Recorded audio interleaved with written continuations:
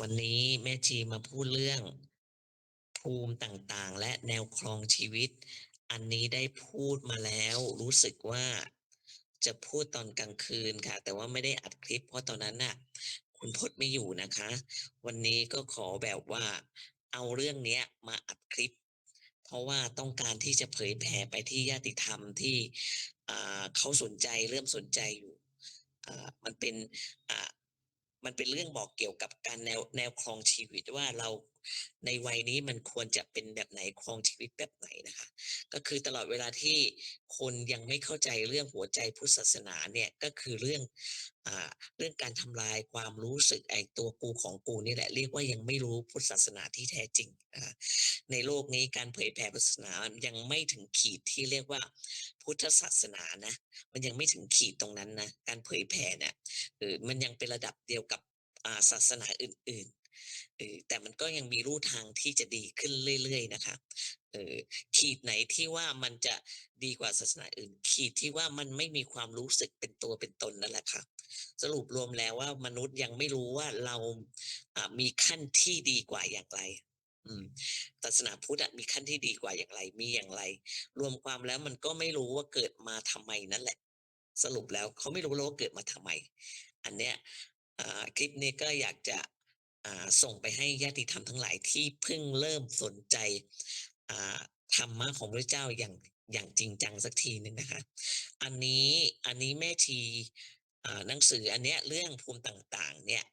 ไปค้นหาในหนังสือมนูธรรมศาสตร์นะคะซึ่งเป็นหนังสือที่เก่าแก่ที่สุดใครมาขอโทษนะคะ อ๋อใครมาขออภัยด้วยค่ะเอ่อหนังสือมนูธรรมศาสตร์เป็นหนังสือเก่าแก่ที่สุดในอินเดียนะเป็นหนังสือของอินเดียค่ะอ่าผู้ที่แต่งก็ผู้ที่รวบรวมไว้อันเนี้ยเป็นพวกนักปราชญ์ผู้มีปัญญาในแง่เกี่ยวกับมนุษย์ทั้งหมดเออแล้วก็มีกฎหมายเป็นส่วนหนึ่งที่จะทำให้มนุษย์ต้องรู้และต้องทำเป็นเรื่องเป็นราวเลยเขาจะบอกกล่าวเลยว่ามนุษย์อะมันมีแนวครองชีวิตของมนุษย์เราเนี่ย มันมีขั้นมีตอนในการครองชีวิตว่าเป็นขั้นเป็นตอนยังไงหนังสือมนูธรรมศาสตร์ได้พูดถึงระดับชีวิตว่ามันมีกี่ขั้นคือให้มนุษย์ลำดับตัวเองให้ถูกต้องแล้วดำเนินชีวิตให้สมบูรณ์นะคะอันนี้หนังสือมนูธรรมศาสตร์เนี่ยเป็นหนังสืออ่าของอินเดียอย่างที่บอกนะคะเขาจะบอกว่าอืมขั้นตอนการครองชีวิตของมนุษย์อะมันมีอยู่ทั้งหมดเป็นหลักๆเป็นข้อๆน่ะ4ข้อใหญ่ 4ขั้นใหญ่ๆขั้นใหญ่ๆนะไม่ได้แบ่งเป็นขั้นเล็กๆนะ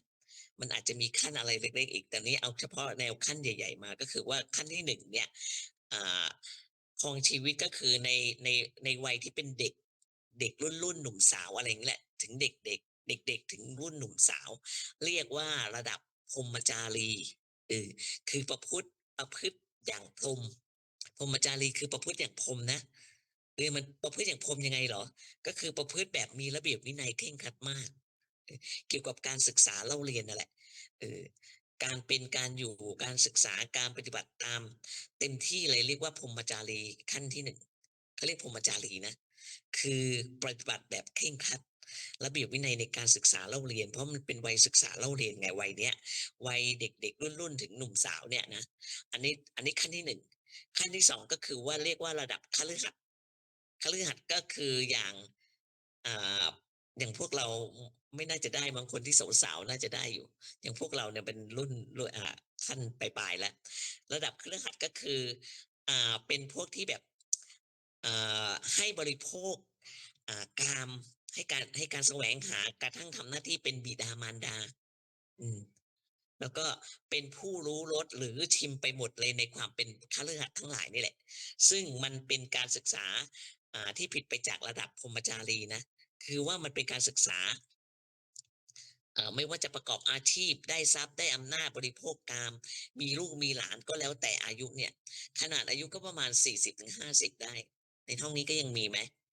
อันเนี้ยเรียกว่าขั้นคฤหัสถ์เป็นคฤหัสถ์ประพฤติตนเป็นคฤหัสถ์เรียกว่าแต่งงานมีลูกมีหลานเกียรติบริโภคกินกามเกียรติอะไรทั้งหลายแหล่เนี่ยบริโภคกามนั่นแหละเออใช้ชีวิตแบบคฤหัสถ์ทั่วไปนั่นแหละต่อไปขั้นที่สามนะอันนี้มาจากแบ่งขั้นตอนตามหนังสือมนูธรรมศาสตร์นะขั้นที่3ก็คือระดับ วนปรัชวแหวนนอหนูปรัชก็คือปอปลาไม่รอเรือไม่หันอากาศสอเสือทอถุงกะลันวนปรัชวนแปลว่าป่าใช่ไหมก็คืออายุประมาณเอานะ50 ถึง 60แปลว่าอยู่ป่าแต่ในมนูธรรมศาสตร์เขาบอกว่าวนปรัชเนี่ยไม่ได้หมายความว่าจะอยู่ป่าอย่างเดียวนะอยู่บ้านเรือนก็ได้แต่ว่ามันต้องกลายเป็นคนเก็บตัวคือเรื่องเงินเงินทองเรื่องลูกหลานอะไรเนี่ยคือสลัดออกไปแล้วคือมันหมดวัยแล้วมันก็จะเป็น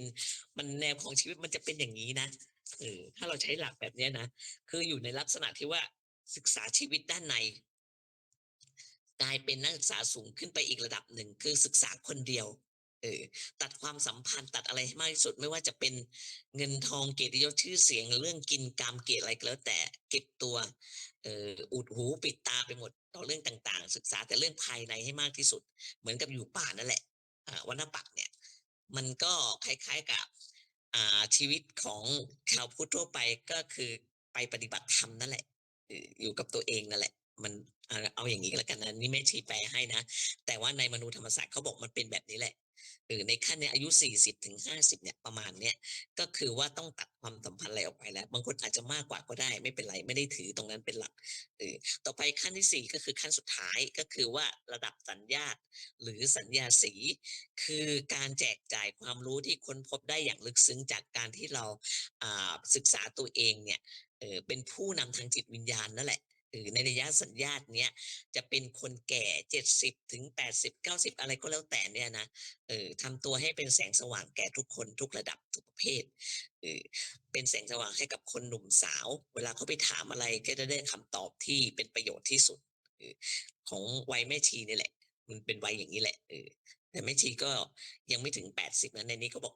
70 80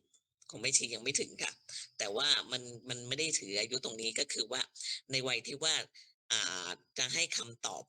อ่าที่เป็นประโยชน์ที่สุดแก่คนหนุ่มสาวทั่วไปถ้ามนุษย์คนหนึ่งเกิดมามันไม่ครบ4อย่างนี้นะในวัย4อย่างเนี่ยนะมันยังเรียกว่าเป็นมนุษย์ยังไม่สมบูรณ์แบบในหนังสือมนูธรรมศาสตร์นะมนูธรรมศาสตร์เนี่ยคือเขาจัดลำดับการครองชีวิตอยู่4ขั้นตอนก็คือ1ระยะพรหมจารีการศึกษาเล่าเรียนนะคะระยะนี้แล้วก็ระยะขั้นคฤหัสถ์คือทำงานทำการแต่งงานมีลูกมีหลานกินกามเกียรติอะไรเอาหมดเลยทุกอย่างเรียกว่าเป็นชีวิตคฤหัสถ์สมบูรณ์แบบขั้นที่3คือระยะวรรณปัตย์ก็คือว่ามันก็ควรจะเมื่อถึงวัยที่ว่าบริโภคกามจนสุดแล้วมันเกิดความเบื่อหน่ายแล้วมันก็ถึงกับว่าเราต้องมาศึกษาตัวเองในด้านจิตวิญญาณอันนี้เขาไม่ได้หมายถึงพุทธศาสนานะมันเป็นชีวิตโดยทั่วไปของของมนุษย์เนี่ยทั่วไปขั้นที่4คือขั้นสุดท้ายก็คือขั้นสัญญาสีคือเป็นผู้นำทางจิตวิญญาณให้ความรู้ให้คำตอบแก่ผู้ที่มาถามให้เป็นประโยชน์มากที่สุดอันนี้เป็น4 ขั้นที่มนูธรรมศาสตร์เขาได้แบ่งเป็นขั้นแบบนี้ไว้ขณะเดียวกันมันก็คล้ายกับพุทธศาสนาบ้านเรานั่นแหละเนี่ยเขาถึงบอกว่าถ้ามี4 ขั้นนี้เรียกว่าเป็นมนุษย์ถ้ายังไม่ครบ4 ขั้นนี้ยังเป็นมนุษย์ไม่สมบูรณ์แบบให้สังเกตดูว่ามนุษย์ปัจจุบันนี้เป็นยังไงเออมันเป็นยังไงมันเป็นได้4 ขั้นนี้ไหมถ้าเป็น4 ขั้นเนี่ยเป็นมนุษย์ที่สมบูรณ์แบบนะหรือต้องผ่าน4 ขั้นตอนนี้แต่ปัจจุบันนี้มนุษย์นี่เป็นอย่างนี้หรือเปล่าอย่างที่ยิ่งมนุษย์ที่บอกว่าเจริญแล้วที่เจริญทางด้านวัตถุแล้วเนี่ยเช่นพวกทางตะวันตกก็แล้วกันเขาเจริญกว่าบ้านเราแต่ว่าถามว่าเขามีลำดับการครองชีวิตแบบ4 ลำดับนี้ไหมยากไม่มีนะเออขนาดว่าอายุบั้นปลายชีวิตเขาก็ยังเขาไม่มีตรงที่ว่าเขาได้อยู่กับตัวเองอะ ผู้นำจิตวิญญาณอะมันไม่มีตรงนี้มันมีแต่จะเป็นพวกกินกามเกียรติจนเฒ่าชะแล่แก่ชราไปโรงๆนั่นแหละมันจะเป็นอย่างงี้ส่วนใหญ่เออตอนเป็นเด็กๆก็ไม่อยู่ในระเบียบวินัยเพราะว่ามีประชาธิปไตยไงตั้งแต่แรกแล้วเรียกว่าเรื่องระหว่างเพศไม่มีอะไรที่ต้องเคร่งครัดเปิดเปิดให้ฟรีกันเสรีกันเต็มที่เลยพอเป็นแม่บ้านแม่เรือนพ่อบ้านแม่เรือนก็ยังคงสนุกสนานยังเป็นอย่างงี้อยู่ มันก็มันมีความมัวเมาในกามอะเหมือนเด็กๆแหละขั้นที่เป็นวรรณปัตย์สัญญาสีเนี่ยไม่มีทางที่จะเป็นไปได้นะอันนี้มันยากมากที่จะเป็นมันจะมีมันก็มีน้อย มันจะมีสักเท่าไรเออมนุษย์ในโลกสมัยใหม่อะมันก็ปรับไม่ได้กับชีวิต4ขั้นตามหลักของมนูธรรมศาสตร์เนี่ยไม่ได้มนูแปลว่าใจนะธรรมศาสตร์และศาสตร์ของทางธรรมน่ะทางใจนี่แหละจึงไม่แปลกใจที่มนุษย์สมัยเนี้ยมันเข้าใจพุทธศาสนาไม่ได้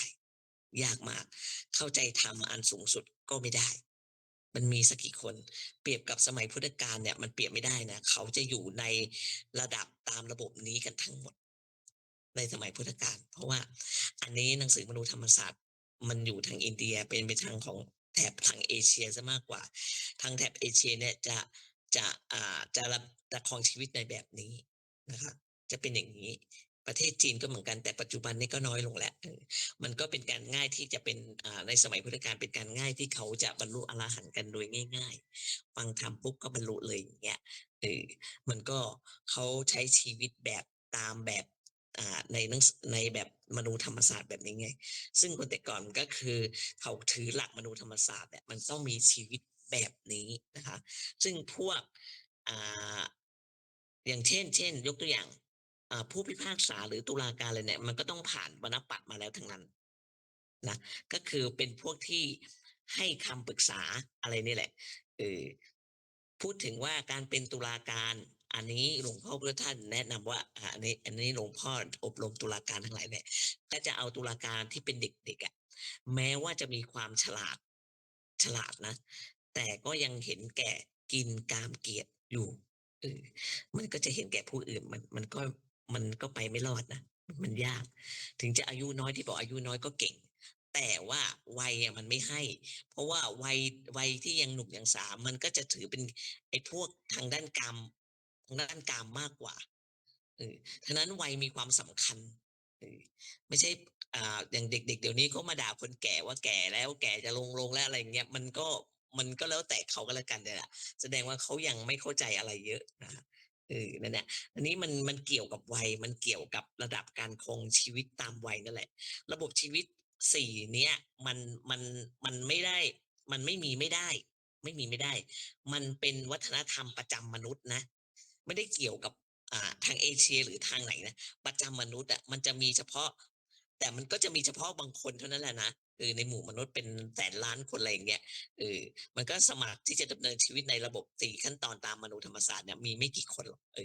เรื่องมนูธรรมศาสตร์จะมองเห็นได้ว่ามันเป็นเรื่องธรรมชาติที่มนุษย์ควรจะได้สิ่งที่ดีที่สุดที่มนุษย์ควรจะได้เพราะว่ามนุษย์มันต้องเปลี่ยนไปเรื่อยคือมันเปลี่ยนไปตามวัยนี้แล้วมันก็จะเบื่อเรื่องกามแล้วไงมันจะเป็นตามวัยของมันน่ะมันจะเป็นตามนี้เออนะคะมันก็จะเปลี่ยนไปเรื่อยจะมีขั้นกี่ขั้นกว่านี้ก็ได้แต่เอา4ขั้นเนี้ยขั้นใหญ่ๆเนี่ย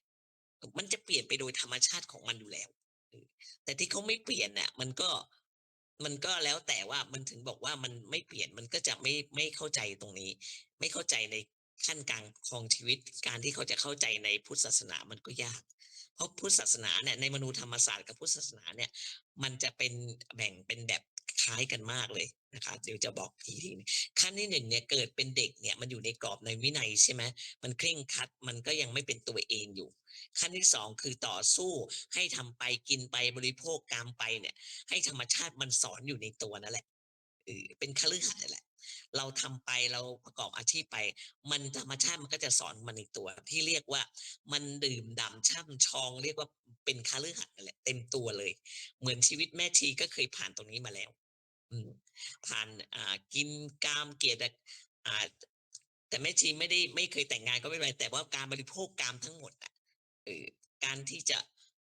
เขาเรียกอะไรบริโภคกามก็คือมีความพอใจมีความอ่าอะไรที่มันเป็นกิเลสอะไรน่ะมันผ่านมาหมดแล้วชีวิตคฤหัสถ์น่ะมันเป็นกันทุกคนแหละพอขั้นที่3ก็คือวรรณปัตรเนี่ยก็คือมันก็พอกันทีในทางโลกมันถึงจังหวะตรงนั้นมันมีเหตุทำให้พอไงอืมป่วยโรคร้ายนี่แหละมันก็พอกันทีในทางโลกมันก็เอาประโยชน์ในทางที่มันลึกกว่าเห็นไหมมันอ่า ครองชีวิตของแม่ชีมันจะตรงนี้เลยนะเอาเป็นว่าอันนี้เขาบอกว่าเอาตรงไหนดีที่ว่าเป็นเกณฑ์ไม่จำเป็นต้องเป็นอายุเอาเรียกว่าเอาผมงอกเส้นแรกก็แล้วกันก็ว่างั้นนะอุปมาเนี่ยเป็นเครื่องวัดกันแล้วกันเนี่ยเออที่ว่าพอผมมันงอกปุ๊บมันก็จะไม่บ้าไม่มัวเมาอีกต่อไปเนี่ยก็คือมันผ่านชีวิตมาเยอะไงระยะนี้มันก็คงประมาณนี้แหละประมาณ20 ปีนี่แหละ อืมได้หาเงินหาทองไว้พอเลี้ยงตัวเองแล้วเนี่ยประมาณเนี้ยที่เราหาเงินหาทองลูกหลานก็เอื้อเฟื้อเราอ่าที่เราเลี้ยงดูมาดีอะมันจะมีความกตัญญูในแถบบ้านเราเขาก็จะในแถบเอเชียเขาก็จะเลี้ยงลูกหลานมาเน้นเรื่องความกตัญญูเป็นหลักนะแต่ตอนนี้เขามาโจมตีเรียกว่าความกตัญญูเป็นกับดัก ทำให้เด็กไม่ไปไหนไม่ได้อะไรอย่างเงี้ยก็ว่ากันไปนะอันเนี้ยเขาบอกว่าแต่ในนี้เขาบอกว่าในมนูธรรมศาสตร์บอกว่าความกตัญญูเราเลี้ยงดูมาอบรมมาดีมาตั้งแต่เด็กเด็กก็จะมีความกตัญญูนะคะในขั้นที่4เนี่ยซึ่งแน่ใจว่าตัวเองออกสั่งสอนหรืออยู่บ้านเรือนก็ได้หรือเปิดรับตอบคำถามปัญหาอะไรก็ได้ก็ลองคิดดูว่าใครเป็นอย่างนี้คือหลักอย่างนี้เออนี้เป็นเรื่องที่น่าสนใจที่สุดของมนูธรรมศาสตร์ อันนี้ใครเป็นอย่างนี้ก็แม่ชีเป็นอย่างนี้ค่ะชีวิตการของชีวิตในระดับสี่ขั้นเนี่ยเป็นแบบนี้ค่ะอายุก็อาจจะแบบเหลื่อมล้ำกันนิดหนึ่งเพราะว่าได้วางหลักมนุษย์ไว้อย่างนี้แหละคือเรื่องกฎหมายเรื่องจรรยาบรรณต่างๆมันก็ง่ายไงถ้ามันเป็นอย่างนี้ได้เนี่ยถ้ายอมรับหลักการใหญ่ในสี่ขั้นนี้เนี่ยมันก็จะแบบว่าวางกฎหมายอะไรยอมรับกันง่ายๆอย่างนี้เนี่ยแต่ว่าเดี๋ยวนี้มันก็ยากแล้วส่วนใหญ่แล้วก็ไม่ค่อยยอมรับกัน แม้แต่เด็กๆก็เห็นไหมเรียกร้องอิสรภาพกันเนี่ยเรียกร้องประชาธิปไตยกันน่ะพูดง่ายๆนะอะไรนะสิทธิเสรีภาพพาราดอนภาพอะไรเนี่ยที่เรียกร้องกันเหยงๆๆเนี่ยพูดง่ายๆเนี่ยมันก็ไอ้พวกนี้มันตัวกูของกูทั้งนั้นน่ะคือให้เห็นความสำคัญน่ะต้องการสำคัญนั่นแหละก็คือตัวกูของกูนั่นแหละเออเรื่องมนูธรรมศาสตร์ชีวิต4ขั้นน่ะสรุปว่ามันเป็นพรหมจารีย์เคร่งครัดที่สุดนะ เป็นคฤหัสถ์ที่ต่อสู้กับโลกอย่างถึงพริกถึงขิงด้วยแล้วก็เป็นวรรณปัตรเก็บตัวเงียบมองดูชีวิตในด้านในลึกๆแล้วก็เป็นสัญญาสีตอบปัญหาชีวิตทุกมุมได้ทุกคนได้ทุกวัยทุกชั้นทุกวัยได้คันมาถึงเราชาวพุทธมาเปรียบเทียบชาวพุทธบ้างแล้วอันนั้น4ขั้นนั้นในมนูธรรมศาสตร์ซึ่งจริงๆแล้วมันต้องเป็นไปตามนั้นจริงๆถามว่าต้องอะไรไหม ก็ถ้าคุณไม่ทำตามนั้นมันก็ไม่เหมือนชีวิตมนุษย์มันไม่สมบูรณ์ไงชีวิตมนุษย์มันต้องเป็นแบบนั้นไงคันมาถึงชาวพุทธเรื่องสี่ภูมิก็มีเรื่องกามาวจรภูมิของถ้าเป็นชาวพุทธศาสนานะไม่ได้แบ่งตามมนูธรรมศาสตร์ก็จะแบ่งคล้ายๆคลึงกันก็คือ1-4มี4ภูมิ4ก็คือกามาวจรภูมิอรูปาวจรภูมิแล้วก็รูปาวจรภูมิแล้วก็อรูปาวจรภูมิและอันสุดท้ายคือโลกุตระภูมิ ชาวพุทธเราต้องได้สุดท้ายต้องเป็นตรงนั้นนะที่จริงเรื่องนี้มันไม่ใช่พุทธภาษิตนะแต่ว่ามันนำมาปรับเป็นมนูธรรมศาสตร์ได้4ขั้นเหมือนกันขั้นที่1ก็คือเราว่าของเราตามชาวพุทธก็คือกามาวจรภูมิก็คืออ่ายอมให้คุกคีอยู่ในกามยอมให้คนที่เกิดมาเนี่ยท่องเที่ยวเป็นอยู่ต่อสู้กับในเรื่องในกาม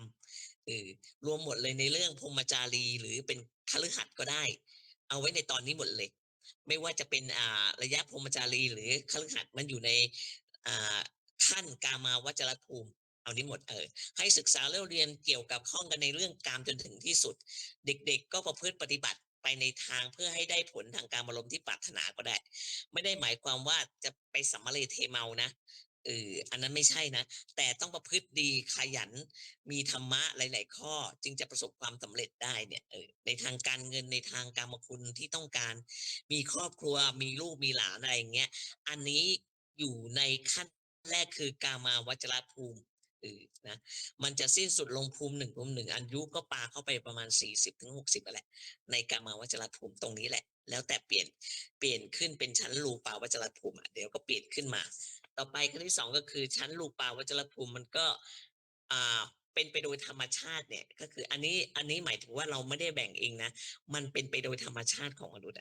เรื่องกามมันก็จืดไปแล้วใช่ไหมอันแรกกามาวจรภูมิก็คือเสพกามไปแหละศึกษาเล่าเรียนทำงานมีลูกมีหลานอะไรไปอย่างเงี้ยอันนี้เป็นการเสพในเสพกามก็คือพอชั้นที่2ก็คือว่าเรื่องกามนั้นมันจืดไปแล้วเราก็เอาเรื่องวัตถุที่บริสุทธิ์เข้ามาแทนเออธรรมชาติมันบังคับอย่างนี้มันเป็นอย่างนี้จริงๆพออายุมากขึ้นมันก็จะเห็นได้ว่าคนก็หันมาเล่นเห็นไหมมาเล่นต้นไม้มาเล่นบอลสีมาเล่นอะไรอย่างเงี้ย ไม่เมื่อก่อนแม่ชีก็เล่นต้นไม้นะคะในขั้นรูปาวจรภูมิเนี่ยไม่ได้หมายความว่า จะเล่นไอ้ต้นไม้อะไรอย่างเดียวนะแต่หมายถึงให้ศึกษาชีวิตในด้านรูปวัตถุเนี่ยซึ่งไม่เกี่ยวกับกามคุณหาความสุขที่ไม่ใช่กามเป็นรูปบริสุทธิ์วัตถุบริสุทธิ์แม้จะที่สุดแล้วจะเป็นศีลก็ได้คือถือศีลอยู่กับวัดอย่างเงี้ยก็ได้อย่างที่แม่ชีมาวัดเนี่ยจำพรรษาอยู่เนี่ยก็คือถือศีลทำวัดสวดมนต์เช้าเย็นอันเนี้ยก็ได้ให้มันเป็นจิตใจที่มันสูงขึ้นน่ะมันก็ไม่ลุ่มหลงในกามแล้วเนี่ยคือมันยกขึ้นสู่ในรูปบริสุทธิ์แบบนี้แหละอันนี้รูปาวจรภูมิต่อไปขั้นที่3ในภูมิที่3ก็คือขั้นอรูปาวจรภูมิก็คือว่าอ่าเรื่องรูปเรื่องอะไรมันก็จืดไปแล้วก็ไปลึกๆในเรื่องอรูปก็คือเรื่องนามเรื่องจิตเรื่องไม่มีตัวไปเลยนี้คือขั้นวรรณปัตตถ้าเปรียบเทียบกับอนุธรรมศาสตร์ก็คือขั้นวรรณปัตตนั่นแหละคือมองดูชีวิตทุกสิ่งในโลกเนี่ยไม่ใช่กามไม่ใช่วัตถุแล้วแต่เป็นนามเป็นความว่างเป็นวิญญาณอะไรแบบนี้เออเป็นความว่างอย่างเช่นอ่าเรียกว่าทำสมาธิเข้าถึงฌานฌานในขั้นอรูปฌานก็คืออรูปฌานสี่เนี่ยเช่นอากาสานัญจายตนะวิญญาณัญจายตนะอากินจัญญายตนะแล้วก็เนวสัญญายตนะเป็นความอันนี้เป็นอรูปฌานสี่ถ้าเป็นชาวพุทธเราแบ่งไปตามพุทธเนี่ยนะคือมันละเอียดขนาดนี้แหละเป็นขั้นวรรณปักษ์มองสิ่งต่างๆในด้านลึกเป็นนามธรรมไปมีความสุขกับสิ่งเหล่านี้เอออันนี้ขั้นที่3นะขั้นอรูปาวัจรภูมิต่อไปขั้นที่4คืออ่าถ้าไปรอดพ้นจากขั้นที่3ไปแล้วคือขั้นที่ไม่มีตัวกูไม่มีตัวเราของเราเรียกว่าโลกุตรภูมิเออเป็นภูมิของพระอริยเจ้าตั้งแต่โสดาบันจนถึงพระอรหันต์นี่แหละเออขั้นใดขั้นหนึ่งนี่แหละภูมิทั้ง4เนี่ยถือว่าสมบูรณ์แบบแล้วถ้าได้ขั้นใดขั้นหนึ่งเนี่ยสมบูรณ์แบบที่ได้เกิดมาเป็นมนุษย์ความสำเร็จมันก็มีอยู่ในชีวิตนี้อันนี้ขั้นของพุทธศาสนานะการเกิดนั้นน่ะไม่ใช่ไม่ใช่ว่าเราเกิดมาจากท้องแม่นะการเกิดไม่ได้หมายความว่างั้นนะไม่ใช่เกิดจากท้องแม่แล้วก็อ่าตายเข้าลงไปเรียกว่าเป็นชาติที่1ไม่ใช่นะเออในในพุทธศาสนาแต่ว่ามันเป็นความรู้สึกนึกคิดที่สมบูรณ์เป็นตัวกูของกูครั้งหนึ่งเนี่ยเรียกว่าเกิดชาติหนึ่งเมื่อใดเรามีความรู้สึกเป็นตัวกูขึ้นมาแล้วมันเกิดชาติหนึ่งแหละเขานับอย่างนี้ในพุทธศาสนานะฉะนั้นวันหนึ่งเราก็เกิดกันหลายชาติหลายภพเลยใช่ไหมจะเป็น10ชาติ100ชาติอะไรพันชาติอะไรก็มันมันก็ขยันเกิดกันไปแหละเกิดซ้ำๆซากๆเนี่ยมันเป็นอย่างนี้อยู่เรื่อยๆเป็นไง มันก็มีความฉลาดขึ้นในไม่ช้ามันก็เท่ากับว่ามันจะเกิดเป็น100ชาติพันชาติอะไรเงี้ยมันก็เบื่อมันจะเบื่อมันมีเรื่องมากระทบใจอยู่เรื่อยใช่ไหมมันก็เกิดตัวกูขึ้นมามันเกิดบ่อยๆเข้าเป็นไงมันเบื่อเป็นไปตามธรรมชาติของมันนั่นแหละอย่างที่หลวงพ่อพุทธทาสบอกว่าคนเราเกิดมาทำไมหลวงพ่อเฉลยว่าเกิดมาเพื่อหาพระนิพพานเพื่อต้องการพระนิพพาน แต่มนุษย์เราไม่รู้ว่าเกิดมาหาอะไรกันแน่แต่สุดจริงๆแล้วมันเกิดมาเพื่อหาพระนิพพานเพื่อต้องการพระนิพพานนั่นแหละเป็นจุดสุดท้ายของเราเพราะฉะนั้นจึงมีโอกาสที่แบบพอเบื่อกามาวจรภูมิมาสู่รูปาวจรภูมิเช่นคนแก่เนี่ยมันก็เบื่อพูดง่ายๆว่ามันก็เบื่อในเรื่องกามคุณแล้วใช่ป่ะก็หันมาเล่นต้นไม้แม่ชีก็เบื่อต้นไม้แล้วนะตอนนี้นะเอาต้นไม้บริจาคที่วัดหมดเลยกี่วัดเอาบริจาคไปเลยเพราะมันมีความรู้สึกมันอยู่กับเราแล้วมันเป็นภาระเราเราก็อดดูแลมันไม่ได้ไงเราก็ต้องมาดูมาอะไรอย่างเงี้ยตอนนี้ก็จะเอามาวัดนี้อีกแล้วไปวัดไหนก็เอาไปบริจาคหมดเลยเมื่อก่อนเล่นต้นไม้เยอะนะคะเออแล้วก็มันตอนนี้แบบเราก็ไม่เอาแล้วของเล่นแบบนี้เราก็มันก็ดูว่ายังหยาบแหละเออ สู้ในเรื่องจิตใจก็ไม่ได้อย่างเงี้ยอันนี้ยกตัวอย่างฉะนั้นมันก็มาสนใจในเรื่องเรื่องในเรื่องความดีที่แท้จริงตอนนี้แหละคือก็ละเอียดขึ้นไปถึงขั้นวิญญาณคือเรื่องความไม่มีอะไรจนถึงขั้นที่เรียกว่าบรรเทาความเข้าใจว่าไอ้ตัวกูของกูเนี่ยไม่ให้มีตัวกูของกูขึ้นมามันจึงเป็นโลกุตระภูมิในขั้นสุดท้ายถ้าไปรอดจากอรูปาวจรภูมินะไปรอดก็ถึงขั้นสุดท้ายคือโลกุตระภูมิตั้งแต่โสดาบันจนถึงพระอรหันต์ขั้นใดขั้นหนึ่งใน4ขั้นเนี่ยโสดาบันก็ได้นะมีข้อความในอัตถกถาธรรมบทเขาบอกว่าผู้เข้าถึงความเป็นอรหันต์เมื่ออายุมันมีในอัตถกถาเขาบอกว่า พูดมีผู้เข้าถึงความเป็นอรหันต์เมื่ออายุ10 ถึง 15 ปีมีนะเออบวชเป็นเณรนั่นแหละก็มีอยู่หลายคนน่ะประมาณ7-8 คนนะในประวัติศาสตร์ของพุทธศาสนาเนี่ยแสดงว่าจิตของเขามันเปลี่ยนเร็วใช่ไหมเออแต่โดยธรรมชาติแล้วอะอันนี้เขาถือว่ามันผิดแปลกไปก็คือจิตมันเปลี่ยนเร็วมันจึงมองลึกกระโดดจากกามาวจรภูมิรูปาอรูปาภายในอายุแค่15 ปีเขาเรียกว่าจิตเขาเปลี่ยนเร็วไงอืมเป็นจะเป็นเณรที่ในในอรรถกถาเขาเคยเล่าไว้นะคะเออแต่พระพุทธเจ้าก็ไม่ได้ถืออายุเป็นหลักแต่ว่าพระองค์เน้นให้เลื่อนให้มันเลื่อนไปก็แล้วกันจะกี่ปีก็ได้แต่มันก็ควรจะเลื่อนขึ้นไปให้ได้อันดับสุดท้ายก่อนจะตายคือขั้นโลกุตระภูมิอืมอย่างน้อยก็โสดาบันนะพวกท่านในห้องเนี้ยแม่ชีหวังว่าจะได้กันหลายคนแหละบางท่านถ้าเกิดจะสูงกว่านั้นก็ดีก็อนุโมทนาอยู่แล้วสูงกว่านั้นได้ยิ่งอนุโมทนานะอย่างพระพุทธเจ้าเนี่ยแม้จะไม่ได้พระอรหันต์แต่ก็ได้โสดาบันมันก็เข้าร่องเข้ารอยของการเป็นพระอริยะแล้วไงคือโสดาบันมันเข้าถึงกระแสพระนิพพานแล้วมันเข้าร่องไปแล้วฉะนั้นก็ขอให้เข้าร่องตั้งแต่อายุ50 ถึง 60เนี่ยขอให้ได้ตรงเนี้ยก็ยังดีก็มีความหวังว่าจะถึงอรหันต์ได้เหมือนกันถ้าถึงไม่ได้ก็ให้ถึงวาระจิตสุดท้ายก็ยังดีจิตสุดท้ายมันอาจจะเข้าร่องไปก็ได้นะที่จะดับจิตเพราะว่าถ้ารู้ร่องรอยของมันแล้วมันก็จะในวาระจิตสุดท้ายมันจะกระโจนเข้าไปกระโจนเป็นแต่ถ้าไม่รู้ร่องรอยอะไรเนี่ยมันก็ไม่รู้จะไปกระโจนยังไงนะเขาเรียกว่ากระโจนเข้าไปให้ถึงวาระจิตสุดท้ายเข้าถึงความเป็นอรหันต์ตรงนั้นเลย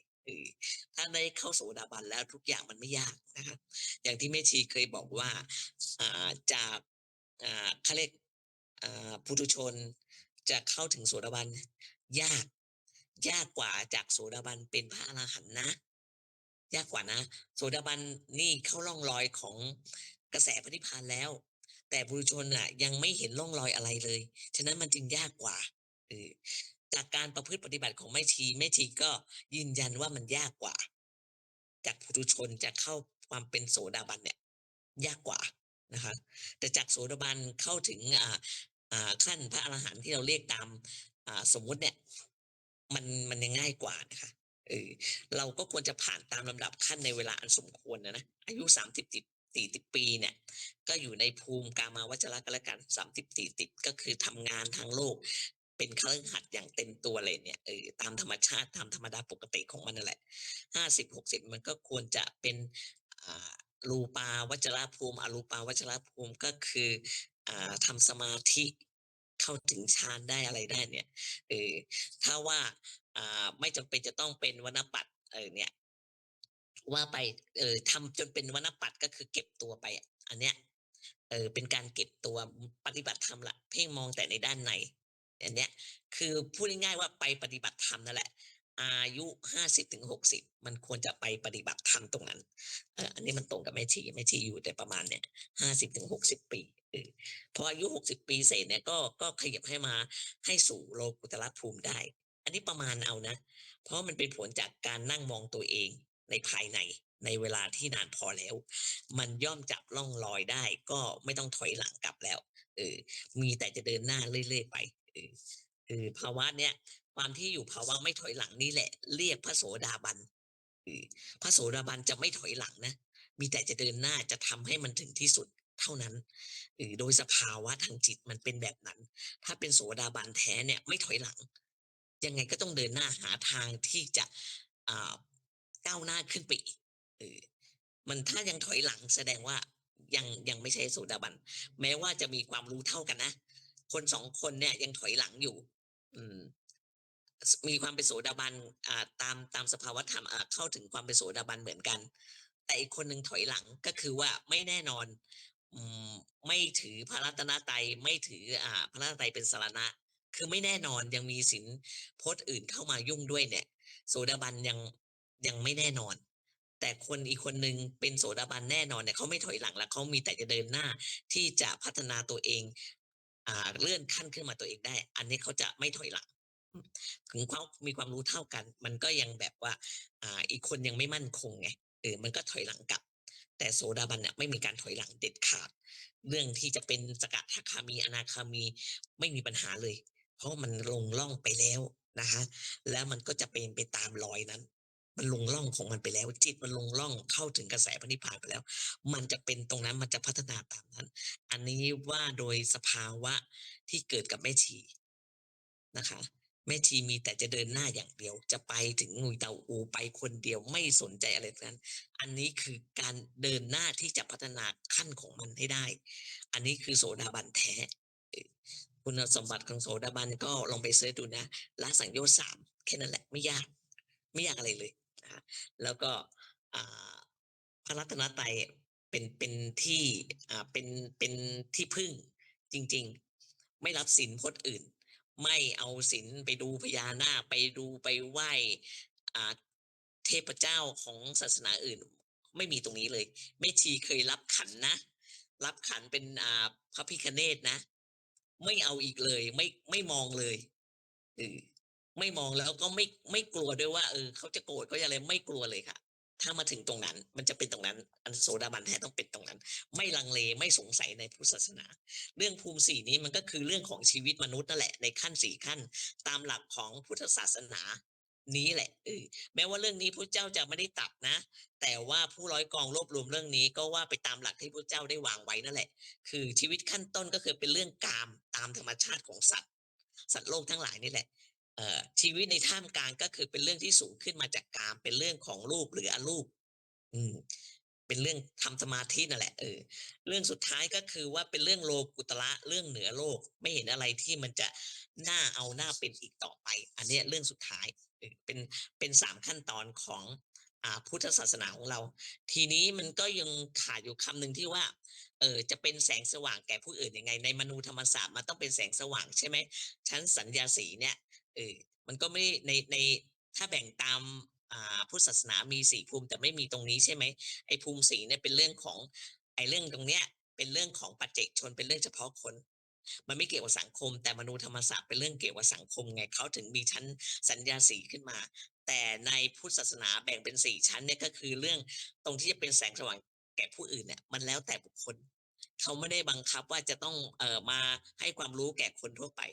เออแต่พระภิกษุเนี่ยแม้ว่าจะบรรลุเป็นโสดาบันแล้วก็ต้องสอนขั้นต้นเนี่ยต้องสอนแล้วเพราะว่าเป็นพระภิกษุพระพุทธเจ้าก็บัญญัติไว้ในพระวินัยเขาบอกเนี่ยแต่ว่าฆราวาสทั่วไปก็แล้วแต่ความสมัครใจของเขาเองนะคะในมนุษยธรรมศาสตร์เนี่ยมันก็เป็นเรื่องของสังคมเนี่ยดังนั้นมันจึงอ่ามีขั้นสัญญาสีเขาเรียกว่าให้แสงสว่างแก่ผู้อื่นเป็นเรื่องของสังคมแต่ในอภิธรรมเนี่ย อภิธรรมมันหยุดได้แค่เรื่องโลกุตรภูมิเรียกว่ามนุษย์นั้นได้ถึงที่สุดแล้วอืมการเกิดได้ถึงที่สุดของการเกิดเป็นมนุษย์คือทำหน้าที่เป็นแสงผู้อื่นเป็นแสงสว่างแก่ผู้อื่นนั้นน่ะมันก็แล้วแต่ความสมัครใจก็อาจจะถือว่าคนนั้นก็มีความเรียกว่าให้ประโยชน์แก่ผู้อื่นได้ก็ให้ไปนะคะแต่ว่าที่จริงแล้วก็บอกว่าธรรมะเนี่ยเป็นสิ่งที่ลึกการที่จะสอนคนอื่นน่ะมันก็ยากอยู่ วิธีสอนที่ดีที่สุดนะหลวงพ่อบอกว่าให้อยู่ให้เขาดู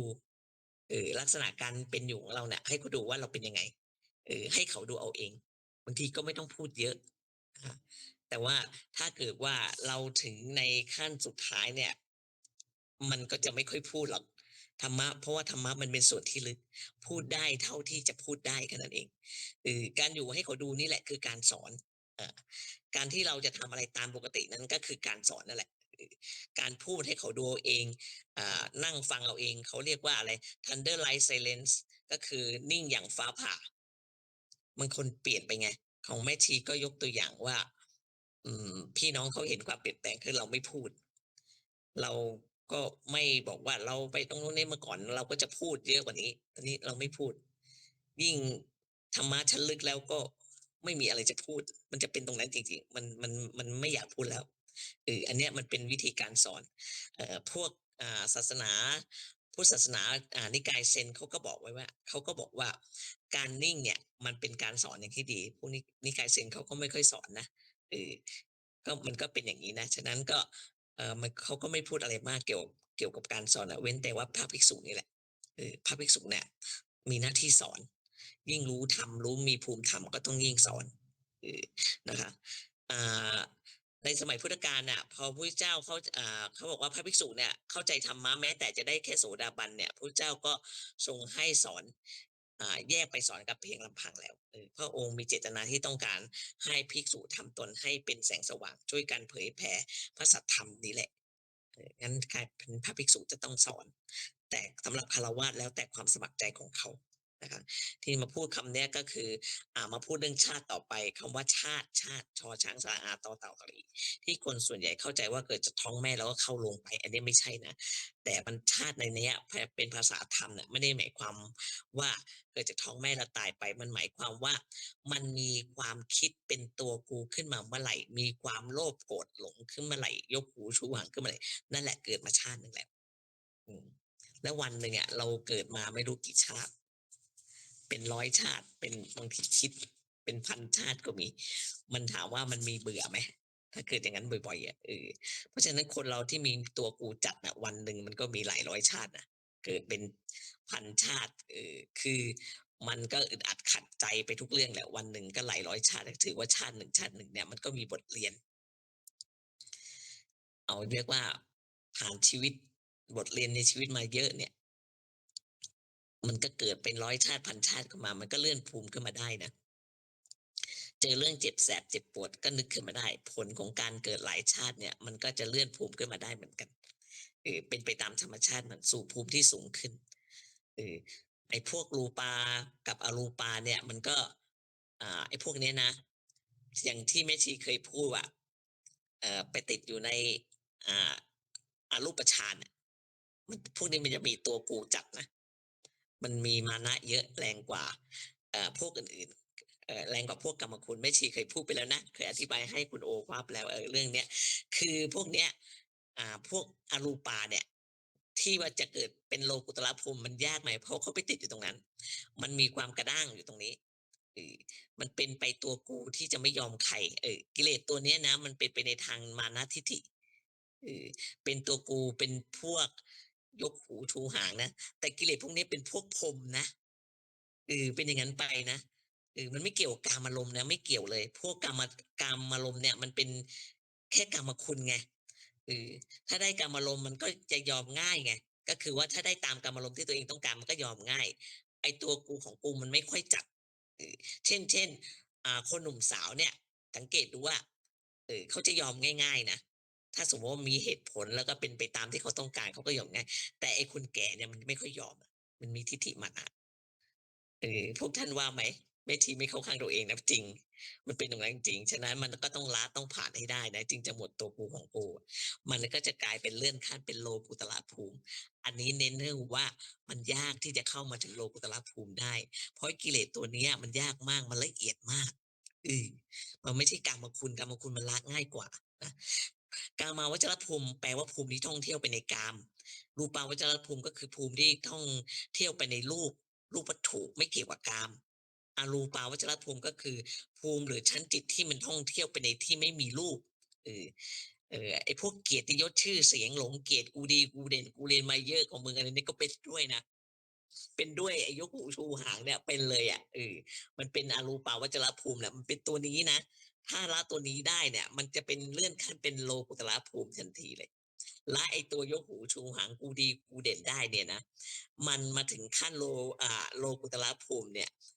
มันจะเปลี่ยนไปเลยมันจะเปลี่ยนจากที่มันมีความเย่อหยิ่งจองหองในขั้นอรูปาวจรภูมิเนี่ยมันจะเปลี่ยนเป็นแบบมันหงอยๆอะลักษณะจิตนะจิตแม่ชีมันจะแบบมันอยู่แบบเจียมเนื้อเจียมตัว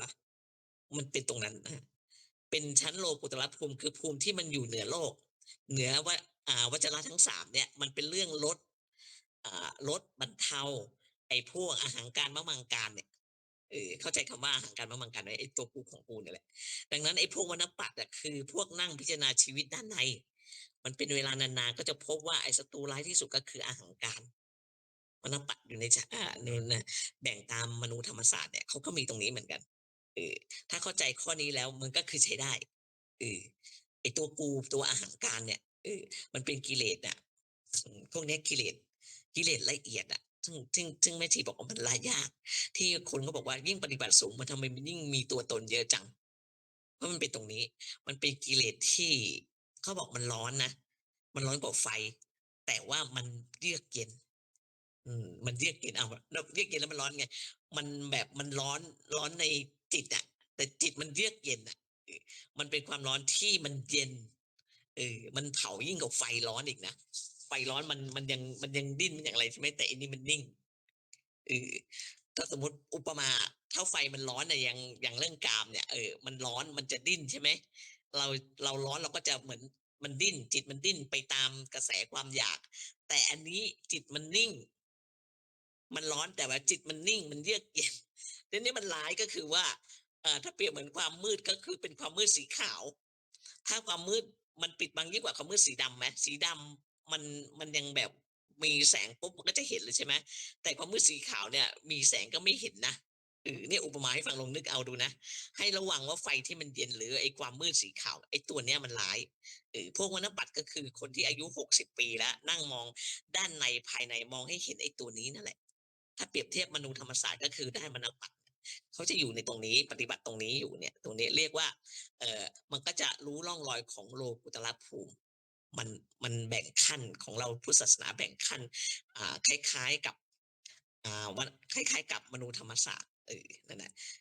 ก็จะอยู่เหนือความรู้สึกที่ว่าตัวกูของกูมันเป็นสัญญาสีไปได้ในที่สุดนั่นแหละเป็นแสงสว่างได้ในที่สุดพุทธศาสนาเรียกว่าโลกุตรภูมิ อืมทำไมคนที่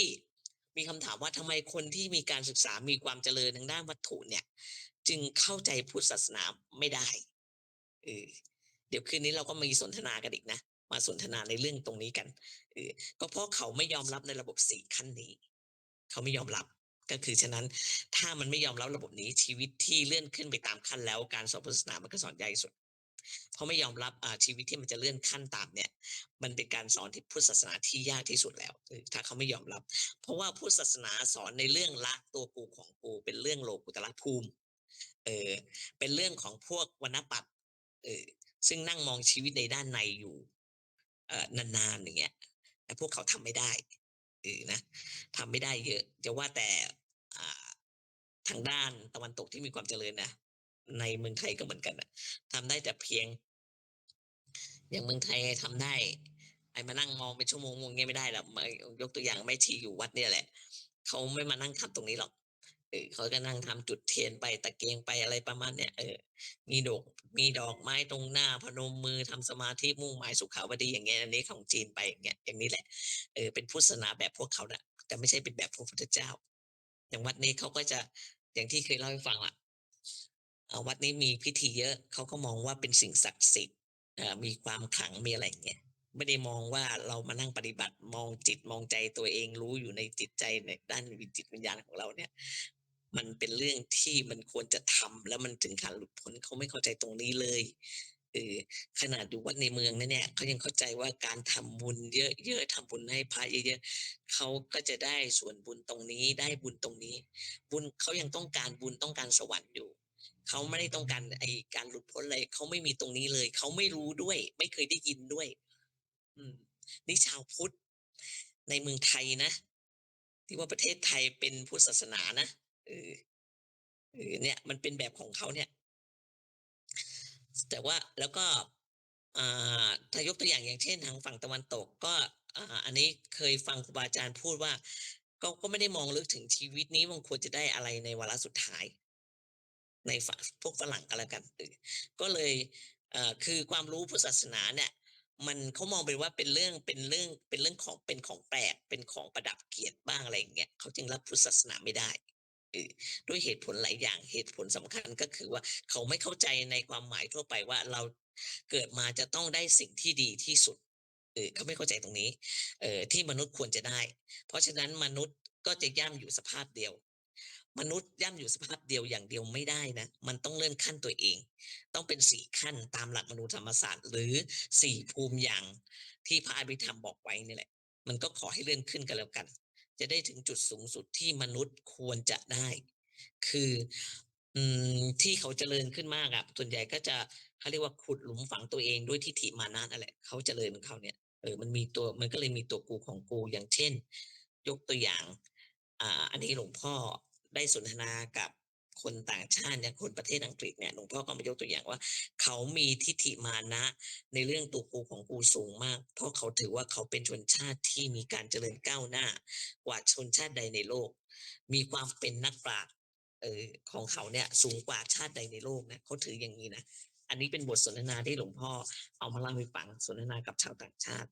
เออของเขาเนี่ยอย่างอังกฤษอย่างคนอังกฤษเขาบอกของเขามีความเป็นนักปราชญ์มากกว่าชนชาติใดทั้งหมดในโลกก็คืออันเนี้ยเป็นการขุดหลุมฝังตัวเองนะมันไม่อาจเลื่อนขั้นได้นะไม่เลื่อนขั้นได้ตามลำดับที่ธรรมชาติกำหนดไว้ธรรมชาติกำหนดไว้เขาทำไม่ได้เออร่างกายคนเรานั้นมันมีความพอใจในกามารมณ์นั่นแหละก็เพียงมันก็เพียงชั่วที่ธรรมชาติกำหนดเท่านั้นนะอายุเท่านี้เท่านั้นมันพอพ้นไปแล้วมันก็จะจืดชืดในกามารมณ์ถูกไหมมันเบื่อแล้วอะพออายุมากเข้าเนี่ยมันก็จะเบื่อมันก็ต้องเปลี่ยนเป็นเรื่องอื่นที่ไม่ใช่กามารมณ์นั่นแหละมันเป็นธรรมชาติของมันอยู่แล้วอย่างที่คำถามว่าเราเกิดมาทำไมเราเกิดมาเพื่อต้องการนิพพานเออแปลว่าชอบแบบอ่าอย่างเช่นว่าคือชอบเปียกมานานแล้วมันก็ต้องเป็นชอบแห้งๆมั่งนะยกตัวอย่าง พอชอบแห้งไปนานพอสมควรแล้วมันก็เปลี่ยนเป็นชอบที่แบบยิ่งไปกว่านั้นก็คือไม่เปียกไม่แห้งอะมันเป็นลักษณะแบบนี้ชีวิตมนุษย์มันต้องเป็นแบบนี้เออมันจะเกิดความเบื่อไปเองโดยธรรมชาติโดยตามธรรมชาติของมันมันจะเป็นตรงนั้นเออถ้าทำความเข้าใจกันไม่ได้ชีวิตมันก็เลื่อนขั้นต่างๆตามธรรมชาติที่กำหนดไม่ได้เหมือนกันเออจะไปพูดธรรมะชั้นสูงสุดในพุทธศาสนามันไม่รู้เรื่องเออมองว่าเป็นเรื่องบางคนก็มองว่าเป็นเรื่องบ้าๆบอๆมีนะ ยังตกอยู่ในฐานะที่เป็นโมหะเป็นความประมาทโดยเฉพาะอ่าทางทางทางฝรั่งอะเขาบอกจมดิ่งอยู่ในกามาวจรภูมิลึกลงไปเลยเรื่องรูปาโลกุตระอะไรเนี่ยไม่ต้องพูดเลยอันนี้ก็เป็นเรื่องเล่าของอาจารย์เจ้าคุณของเราเนี่ยแหละท่านก็เล่าให้ฟังว่าท่านเคยไปจำพรรษาอยู่ที่รัสเซียทุกปีนะแล้วก็ไปสอนกรรมฐานพอจะสอนขั้นสูงเนี่ยท่านสอนไม่ได้เพราะเขาไม่รับ อืมท่านก็เลยตัดสินใจไม่ไปแล้วเมื่อกี่ปีมาแล้วเนี่ยท่านก็มาอยู่ประจำที่ธรรมโมรีก็อยู่ที่ประจำที่ธรรมโมรีสัก5 ปีได้แล้วมั้งตอนเนี้ยเมื่อก่อนนั้นท่านไปรัสเซียไปอยู่ประจำพรรษาที่รัสเซียอยู่ทุกปีแล้วท่านก็มาพูดให้ฟังว่าพอสอนขั้นสูงเนี่ยเขาไม่รับเขาจะรับแต่สมาธิขั้นที่มันแบบทำให้จิตสงบเท่านั้นมันก็เลยกลายเป็นว่าอ่ามาสอนที่เมืองไทยดีกว่า ถ้าเกิดคนทางนั้นสนใจให้เขาตามมาที่ประเทศไทยเองดังนั้นก็ต้องทำไอ้ที่ฝึกปฏิบัติน่ะให้ให้ดีก็คือต้อนรับพวกเขาด้วยเราก็ต้องพยายามจัดสถานที่ให้เป็นอุปกรณ์แก่ชีวิตแบบวรรณปัตย์ไปเนี่ยเออก็เก็บตัวจากสังคมนี่คือความมุ่งหมายของเราอืมก็จะมีชาวรัสเซียแม่ชีก็อยู่ทางนั้นให้ชาวรัสเซียมาตามมาปฏิบัติที่เมืองไทยที่เขาใหญ่อะ ศูนย์ธรรมบุรีนั่นแหละเขามารุ่นเดียวกับที่แม่ชีปฏิบัติก็มีพระอาจารย์สมศักดิ์อืเป็นผู้สอนเพราะว่าท่านพูดภาษาอังกฤษได้ดีอะแล้วเขาเข้าใจตรงนั้นแล้วก็อาจารย์สมศักดิ์ก็อ่าสามารถนำพาเขาสอนเขาถึงขั้นระดับสูงๆได้อันนี้ผู้สนใจก็มานะมีมาแต่ก็ส่วนใหญ่ก็จะไม่ค่อยสนใจเรื่องที่ถึงโลกุตตรภูมิเรื่องหมดตัวกูของกูอะไม่สนใจแล้วฝรั่งเขาไม่เข้าใจเขาเรียกว่าเราทุกคนมันก็ควรจะอยู่ในรูปของวรรณปัตย์บ้างนะให้ตัวเองคุ้นเคยกับชีวิตในด้านการงานเนี่ยด้านอารมณ์ด้านความรู้สึกต่างๆเพื่อศึกษากิเลสตัวกูของกูอยู่เรื่อยๆไปนั่นแหละเป็นระยะเวลายาวๆระยะหนึ่งอะอยู่บ้านก็ได้อยู่คนเดียวก็ได้ไม่ยุ่งกับใครมันดีที่สุดเลยอยู่คนเดียวไม่ยุ่งกับใครมันจะเห็นอืมที่แม่ชีเห็นความจริงจนถึงสุดท้ายก็คือแม่ชีอยู่คนเดียวเหมือนกันมันยังไงมันก็เห็นมันถึงตรงนี้แล้วที่บอกว่ามันเหมือนยังมีอะไรอยู่หน้าเนี่ยมันนิดหนึ่งนั่นแหละก็มาเห็นเลยเออเห็นจิตเห็นจิตกับตัวอารมณ์เนี่ยมันคนละอันกันซึ่งถ้าเราไม่สังเกตเราก็คิดว่าอ่าเราไม่เห็นอารมณ์ไงอารมณ์จิตไปรับอารมณ์มาแล้วปรุงแต่งขึ้นมาแล้วแต่ตอนนี้เรามาเห็นจิตที่จะมีอารมณ์เข้ามากระทบก็เห็นอารมณ์กับจิต